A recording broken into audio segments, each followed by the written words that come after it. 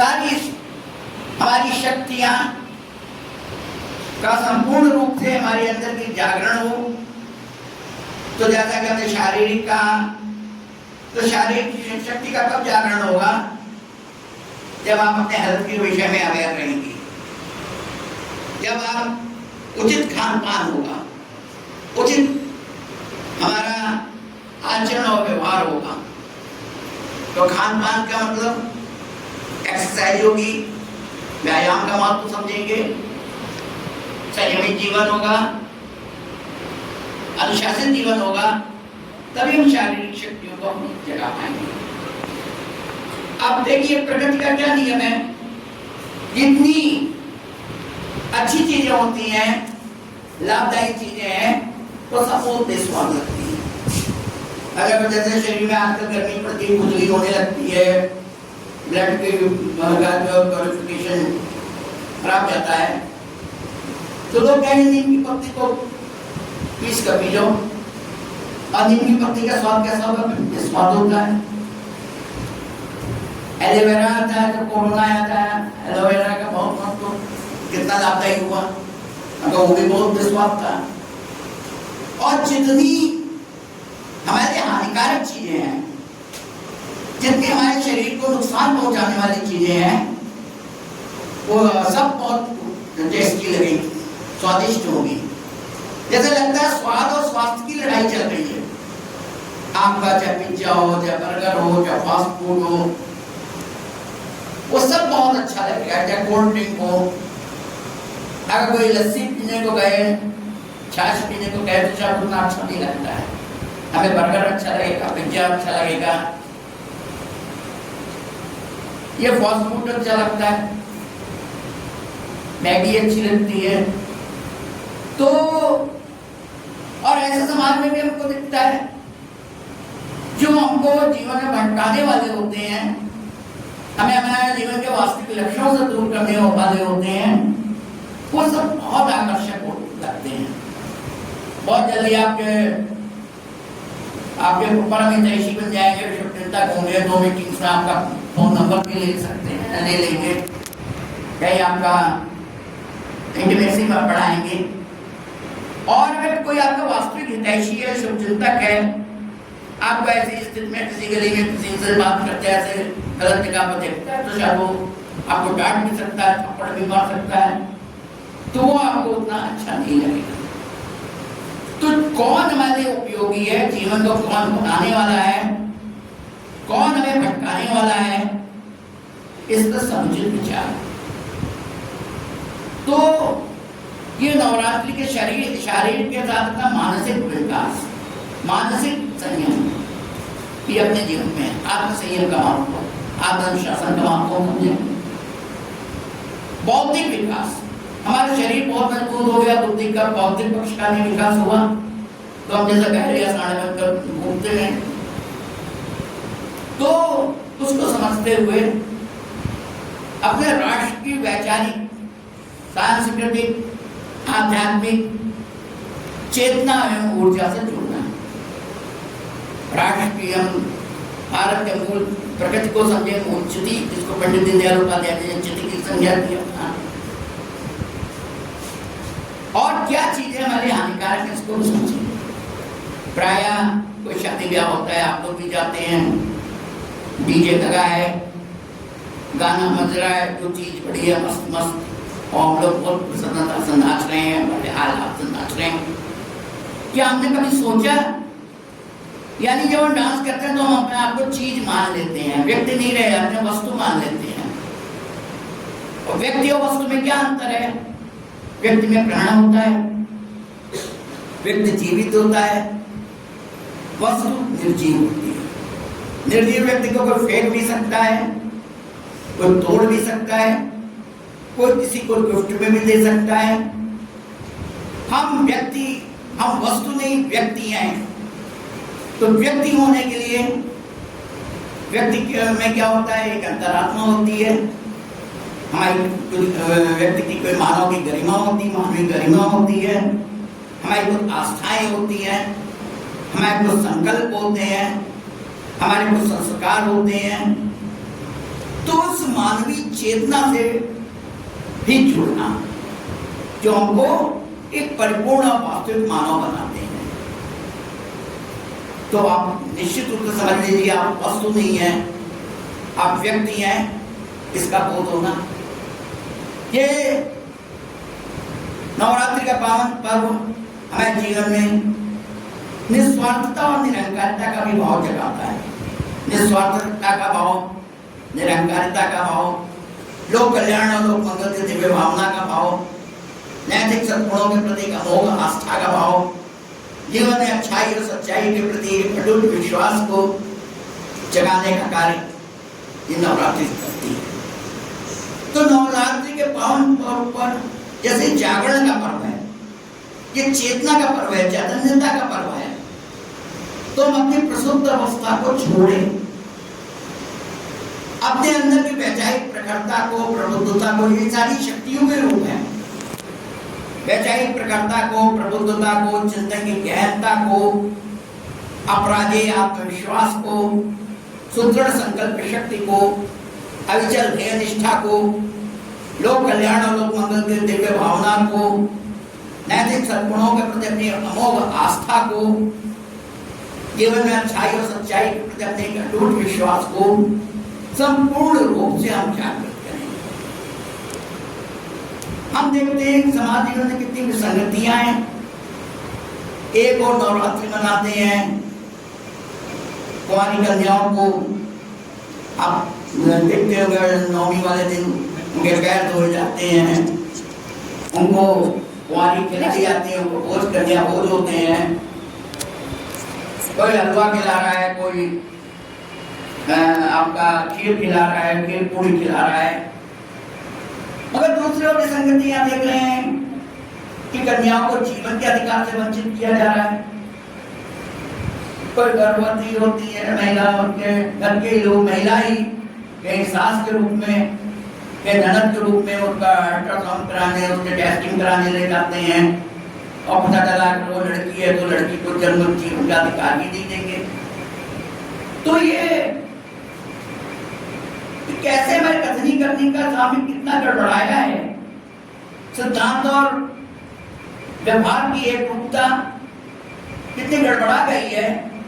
हम लोग भी सोच रहे हैं कि मैं लड़कियों को बुला लो, 9 लड़कियों को बुला लो, उनको कुछ हमने खिला दिया, पिला दिया, कुछ हमने उनको 11 रुपये, 21 रुपये, 51 रुपये की दक्षिणा दे दी और हमारा काम पूरा हो गया। नहीं, ये नवरात्रि का संदेश है, जब दैवी स्वरूपा है, मातृ स्वरूपा है और आप लोग के देवियों का ही रूप हो, तो अपने तो बालिकाओं को जन्म का अधिकार, उनकी शिक्षा का अधिकार, उनके स्वास्थ्य का अधिकार, उनके स्वाभिमान का अधिकार, उनकी अस्मिता बोध का भी अधिकार होना चाहिए। सब अधिकार सुरक्षित, उनका स्वावलंबन, आर्थिक रूप से भी उन्नतिशील हो, वैचारिक रूप से भी जागरूक हो। अभी बालिका सुरक्षा को कितना खतरा हो रहा है। हम रोज आए दिन पेपर्स में पढ़ते हैं, हम यहाँ पता चला कोई नया पेपर पे कोई कोचिंग लड़की आ रही थी, तो वहाँ पता चला उसको लेकर गोली चली, 2 लड़कों में आपस में लड़ाई झगड़ा हो गया। तो ऐसा है स्वस्थ और स्वच्छ परिवेश नहीं हुआ तो बालिकाएं हमें कैसे निकल पाएंगी, कैसे आ पाएंगी। अभी एक दिन ऐसा पढ़ने में आया, कोई लाइब्रेरी जा रही थी लड़की, लाइब्रेरी में पढ़ रही थी, उसके साथ रास्ते में कुछ अराजक तत्वों ने छेड़खानी की। समाज अगर उनको बाहर निकालता है तो बहुत भरोसे से निकालता है। आप लोगों में भी बड़ा विश्वास घर वाले करते हैं, खासतौर से ग्रामीण परिवेश हो, कि आप जिस शिक्षा में जा रही हैं, जिस उद्देश्य से जा रही हैं, आप उसी उद्देश्य में प्रबद्ध होंगी। लाइफ में कोई भटकाव नहीं आएगा। तो बाहर के तो शत्रु दिखते हैं, मगर मन के शत्रु के मन की चंचलता जागृत होती है कि ये टीनेजर्स जो 13 साल से 19 साल का समय होता है, उसे कोई गलत या कोई अपराध या पाप नहीं कह रहे, मगर एक मनोवैज्ञानिक पक्ष है कि विपरीत जो होता है, फीमेल को मेल्स ये लड़के बहुत अच्छे अट्रैक्टिव लगते हैं। शरीर के अंदर हार्मोन्स होते हैं जो लड़कों की ओर आकर्षित करते हैं, लड़कों को लड़कियां अच्छी लगती हैं। और फ्रेंडशिप बढ़ते बढ़ते कब इस रूप में पहुंच जाती है जो समाज के लिए आपत्तिजनक होता है। और सीधी सीधी बात, हमारा ध्यान अपनी पढ़ाई से हटता है। पहला चीज जो जीवन में कैरियर निर्माण का समय है, चरित्र निर्माण का समय है, एक जो व्यक्ति निर्माण का समय है, संस्कारों के जागरण का समय है, जो चरित्र निर्माण का समय है, वो फिजूल के कार्यों में लगने लगता है। और समय का प्रवाह, जैसे ट्रेन चली गई और अगर प्लेटफॉर्म पर पैर पटकते रहे तो ट्रेन तो नहीं रुकती किसी के लिए, ऐसे समय की भी चला जाता है। तो अपने को हम बचाना, अपने संस्कारों को, सुरक्षा कवच को अभेद्य बनाना, सामान्य मनोविकृतियों के विकारों के तमाम बैक्टीरिया घूम रहे हैं और उन बैक्टीरिया को मार नहीं सकते। उन बैक्टीरिया को, जैसा सड़क से निकलते हैं, बहुत सारा कीचड़ है, कंकड़ है, बहुत सारे कांटे हैं, लोहा कुंगड़ है, तो उन सारे कांटों को पूरे यहाँ से अपने पूर्वांचल तक या गढ़ी रोड तक या औरंगाबाद तक हम सारी सड़क के एकदम साफ करते हैं, ये संभव नहीं है। अगर आपके अभिभावक आपके पैर में एक जूता पहना देते हैं, चप्पल पहना देते हैं, जो है कांटों से, कंकड़ से, कांच से हमें बचाता है, वैसे ही समाज में मनोविकृतियों के तमाम विषाणु हैं, घातक विषाणु हैं जो हमारे जीवन को बर्बाद करने वाले हैं, हमें भटकाने वाले हैं। तो अपने संस्कारों के सुरक्षा कवच को बिल्कुल अभेद्य बनाना है, जिससे अब संस्कृति के बैक्टीरिया नहीं आ पाए।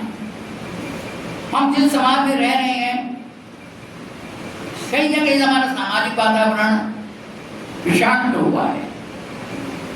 कई प्रदूषण, जैसे क्या होता है, जल प्रदूषण की चर्चा होती है, ध्वनि प्रदूषण की चर्चा होती है, वायु प्रदूषण की चर्चा होती है, वैसे ही एक विचार प्रदूषण भी आया है।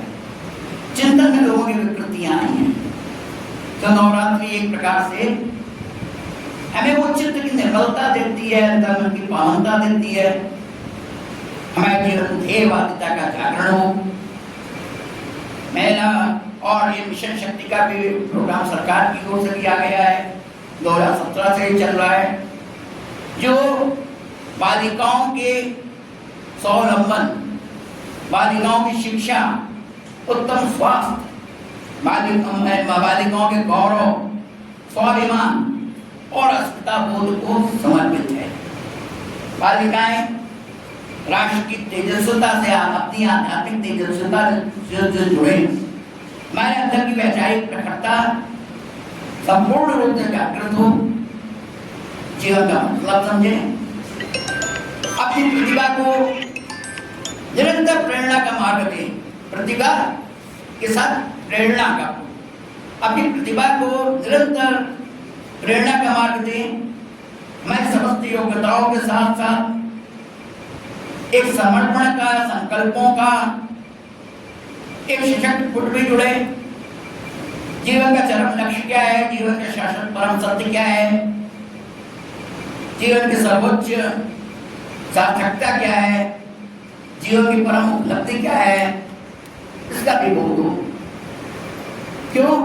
क्योंकि हमें केवल अपने लिए नहीं, अपनों के लिए पढ़ना है, हमें खुद के लिए नहीं, खुदा के लिए जीना है, एक श्रेष्ठ ईश्वरीय कार्य के लिए स्वयं को समर्पित करना है।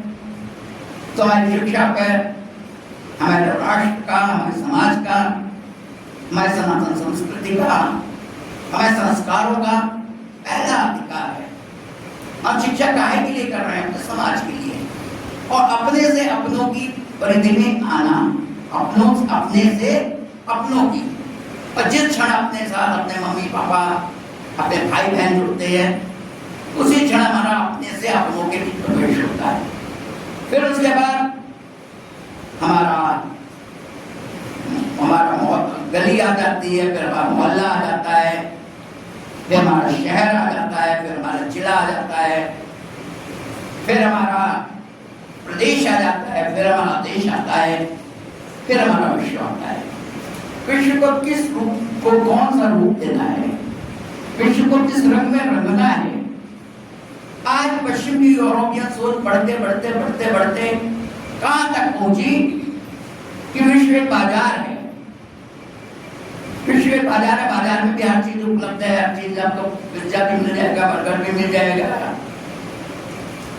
सब कुछ, कोल्ड ड्रिंक भी मिलेगा, सब कुछ मिल जाएगा, मगर उसकी कीमत केवल पैसा है, केवल कुछ रुपये।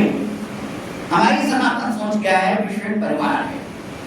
उसे चीज से ज्यादा भावना का महत्व है, आत्मीयता का महत्व है। जो माँ मम्मी आपकी, आप पढ़ते हो 10 बजे 11 बजे तक पढ़ते हो, सोते हो, एक बार पलक झपकने लगती है, कब मम्मी आकर आपके सामने चुपके से चाय का कप या कॉफी का कप रख जाएंगी, आपको पता नहीं होता। तो माँ की एक आत्मीयता होती है, वो भी जाग रही है, आपके साथ ही जाग रही है। उसको आपकी चिंता है कि बोर्ड का एग्जाम है, इनको पूरी नींद ले लेना नहीं। ऐसे तमाम, तो विश्व एक बाजार बनेगा कि परिवार बनेगा। हमारी सोच क्या है? वासुदेव कुटुंबकम की है, आत्मवत्सर उद्देश्य की है।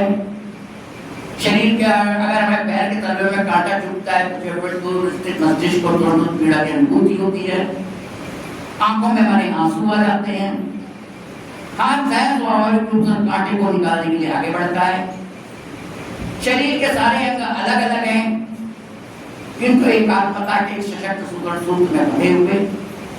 हमें सर पर कोई लाठी मारता है, हाथ अपने आप ऊपर उठ जाते हैं, हाथ अपनी हड्डी तोड़ लेते हैं, हाथ ये तो नहीं कहते हैं कि सर पर लाठी पड़ रही है, हमसे क्या मतलब है, हमें क्या लेना देना, हम तो हड्डी तोड़ रहे हैं। हाथ जानते हैं कि सर पर लाठी पड़ी नहीं, केवल शरीर से प्राण जाएंगे, प्राण का अतिरिक्त कुछ नहीं जाएगा। अगर प्राण जाते ही आंखें कहीं नहीं जाएंगी, आंखें होते हुए व्यक्ति देख नहीं पाएगा, कान कहीं नहीं उड़ जाएंगे, शौके के कान यहाँ के तहाँ होते हैं, मगर कान होते हुए व्यक्ति सुन नहीं पाएगा। जिह्वा मुंह के अंदर होगी मगर व्यक्ति बोल नहीं पाएगा, क्या बोल सकता है? हाथ पैर सब होंगे मगर कोई क्रिया नहीं होगी, वो शरीर शव कहलाएगा। 2 4 5 6 घंटे में घर वाले भी वो पीट कर उसको बांध कर मुक्त धाम पहुंचा देंगे। तो सिर की रक्षा का मतलब यानी संपूर्ण शरीर की रक्षा है। ऐसे ही राष्ट्र जीवन के भी प्रारंभ तत्व क्या है, राष्ट्र जीवन की आत्मा क्या है, इसको समझना। कुछ लोगों को लगता है देश सरकारों से बनता है, कुछ लोगों को लगता है देश प्रशासन से चलता है, कुछ लोगों को लगता है देश चलाने में सेना का सबसे महत्वपूर्ण भूमिका है, कुछ लोगों को लगता है देश फाइनेंस से, धन से चलता है। ठीक है, हर अंग का अपना महत्व है। कान की अपनी जरूरत है, नाक की अपनी जरूरत है, जीभ से बोलते हैं, जीभ की अपनी जरूरत है। शरीर के हर अंग कोई ना कोई काम कर रहा है। तो ऐसे ही मगर इस राष्ट्र जीवन का प्राण तत्व क्या है? राजनीति नहीं है, वित्त फाइनेंस नहीं है, ये सब सहायक तत्व है, सेना नहीं है। इस राष्ट्र जीवन का प्राण तत्व हमारी सनातन संस्कृति है, अध्यात्म है। जब अध्यात्म के अनुसार, हमारी संस्कृति के अनुसार हमारी राजनीति चलेगी, तब समाज के लिए शुभ और कल्याणकारी होगी। तो इस राष्ट्र जीवन का जैसे प्रधान तत्व को पहचानना, हमारा जो भी आर्थिक विकास हो, कल पंडित दीनदयाल उपाध्याय जी की 25 सितंबर को जयंती है, एकात्म मानव दर्शन जैसा विचार दिया, मार्क्सवाद और पूंजीवादी विचारधाराओं को स्वीकार करके। तो उसमें क्या था कि हम विदेशी नामकरण से बचे, हम अपने विकास की वरीयताएं स्वयं सुनिश्चित करें कि हमारी क्या जरूरतें हैं। यूरोपियन की पृष्ठभूमि दूसरी है, तो उनके यहाँ भी लोकतंत्र का दूसरा रूप है, उनके यहाँ सेक्युलरिज्म धर्मनिरपेक्षता लागू हुई, तो उसके पीछे कारण था कि चर्च और राष्ट्रसत्ता में एक लंबा संघर्ष चला। 2 तलवारों का सिद्धांत था, 2 राज्यों का सिद्धांत था। सर हाल में अपने यहाँ ऐसी स्थिति नहीं थी। अपने यहाँ कभी चाणक्य की ये अभिलाषा नहीं हुई कि मौका पाए तो चंद्रगुप्त का सिंहासन हड़प ले, क्योंकि वो चंद्रगुप्त के सिंहासन का लोभ ही नहीं था। वो उस प्रकार की ऋषि सत्ता थी जो कुशासन का बैठकर सुशासन के सूत्रों का संचालन करती थी। समर्थ गुरु रामदास की की आकांक्षा ही नहीं जब शिवाजी का राज्य शिवाजी का राजसत्ता हम ले लें। जब ये शिवाजी अपने जीवन में 2 बार 3 बार अपनी कागज पर लिख कर अपना पूरा राज्य उनको एक प्रकार से दान कर चुके थे, तो उन्होंने देखा तुम मेरे प्रतिनिधि के तौर पर राज्य करोगे। तो जो वहाँ की पृष्ठभूमि, यूरोप की पृष्ठभूमि और यहाँ की पृष्ठभूमि में बहुत अंतर था। वहाँ पे तलवारें चली, 2 राज्यों का सिद्धांत हुआ, 2 नगरों का सिद्धांत हुआ। तब उसने राजनीति और धर्म के बीच की एक दीवार धर्म निरपेक्षता के रूप में, धर्म निरपेक्षता के रूप में आ गई। मगर हमने जैसा का तैसा उसको अपने यहाँ ला दिया, ताकि हमारी वो पृष्ठभूमि नहीं थी। फिर दलदली जमीन में हो सकता है आपके जो आजकल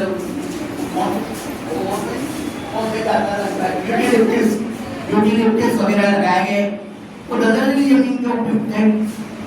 हमारे यहाँ को ऐसी दलदली जमीन नहीं थी, हमने भी यूटिलिटीज और पॉपुलर लगा दिया। तो उन्होंने क्या किया, धरती की सारी नमी को सोख लिया, जबकि यहाँ जरूरत नहीं थी। तो विकास की अपनी वरीयताएं सेम होती हैं।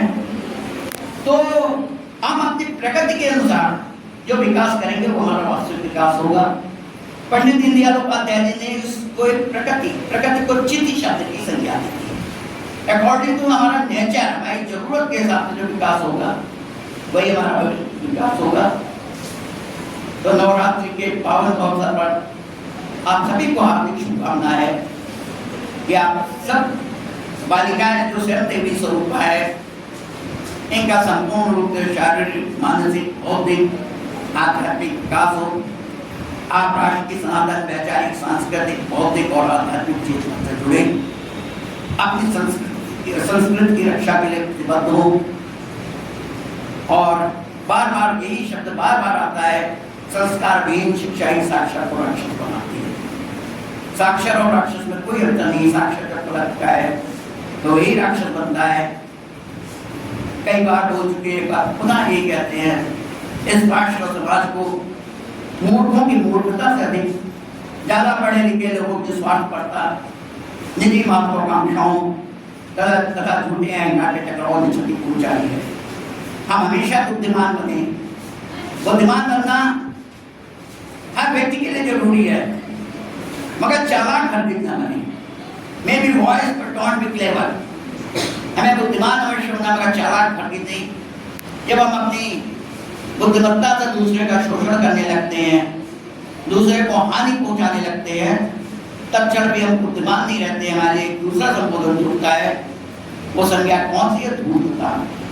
हमको धूर्त नहीं होना है, बुद्धिमान, केवल बुद्धिमान होना है।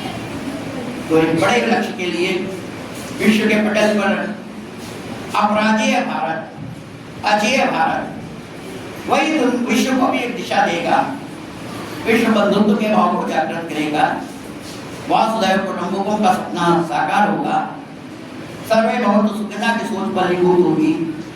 तो हम एक बड़े लक्ष्य के लिए पढ़ रहे हैं।